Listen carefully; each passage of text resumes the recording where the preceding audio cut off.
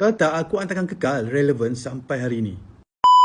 Kisah Nabi Musa sebenarnya berlaku dalam tubuh dan hidup kita sekarang. Dalam diri korang sebenarnya ada dua kuasa yang sedang berlawan, guys. Yang satu keras, degil, suka mengawal. Yang satu lagi tenang, penuh hikmah dan bersandar pada Allah. Itulah Firaun dan Musa dalam diri korang. Guys, pernah tak korang diam, tiba-tiba hati tanya, kenapa aku hidup sebenarnya?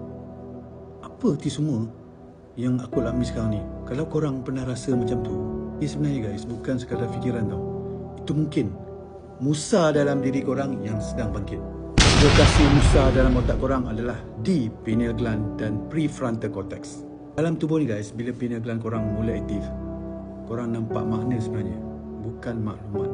Prefrontal cortex mula ambil alih dari amigdala, iaitu reaksi berubah jadi kesedaran. So guys, setiap hari korang pilih, aku nak ikut suara Firaun ke yang cepat panas, naik kuasa dan ego, atau aku nak ikut Musa yang sabar, memimpin dan mendengar suara Allah.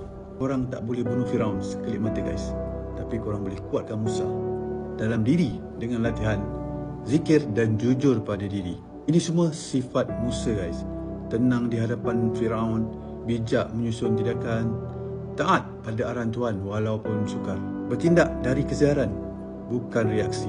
Al-Quran guys tak bercerita kosong. Ia sebenarnya bau cermin untuk korang lihat diri. Semua tu berlaku dalam diri kita guys. Sekarang ni, hari ini, soalnya sekarang, korang nak pilih yang mana yang boleh pimpin hidup korang?